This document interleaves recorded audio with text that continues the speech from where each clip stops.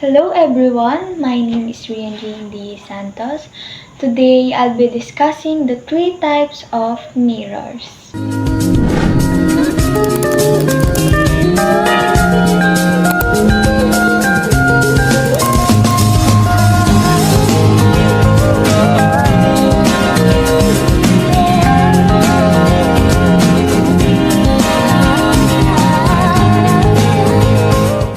Let's start by defining what a mirror is. Do you know something about mirror? If yes, that's good to hear. Okay, mirror is a smooth reflecting surface, typically made of glass with a metallic coating that reflect lights and image. Para mas maintindihan nyo, ang mirror o salamin sa Tagalog ay nagpapakita ng ating larawan o hugis. Ito din yung nagpapasya sa liwanag. Kasi nga, yun nga, nagre-reflect yung light sa mirror. Maaari itong gawing dekorasyon din saan? Sa bahay, ganun. Kasi may iba't ibang anyo o hugis ito. Now that we've discussed the definition of mirrors, let's dive into their types. There are three types of mirrors. First is plain mirror. Plain mirror is a flat mirror that reflects image in their normal proportion, reversed from left to right.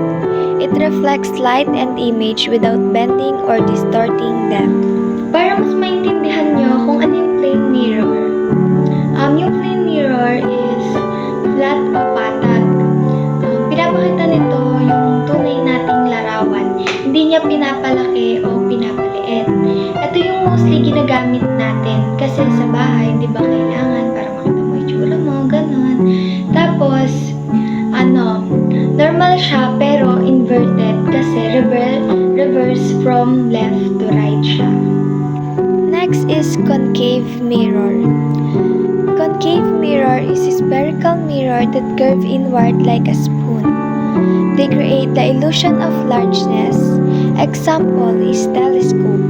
Tapos, ang concave mirror naman ay pinapalaki nito ang mga larawan. Tapos, para siyang kutsara.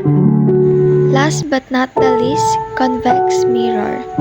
Convex mirror are also spherical mirrors. However, unlike concave mirrors, they bulge out and distort the reflected image, making it smaller. Ang convex mirror ay kabaliktaran ng concave mirror. Kasi yung sa concave mirror nga, pinapalaki. Ito naman, pinapaliit niya yung mga larawan. Tapos malawak yung makikita mo. Ito, mostly makikita nyo siya sa 7-Eleven. Tapos may pagkakurbado rin ito. Ayun yung pinagkapareho nila ng concave kurbado. Basta, lagi niyong tatandaan ang three types ng mirror. Yung plain mirror, concave mirror, at convex mirror. Yung mga pinagkaiba nila. Yung plain, patag lang, tapos normal lang yung makikita, hindi pinapalaki o pinapaliit yung image. Tapos yung concave naman, parang kutsara siya, tapos pinapalaki niya yung larawan. Then yung convex naman, pinapaliit niya yung larawan, tapos malawak yung nakikita.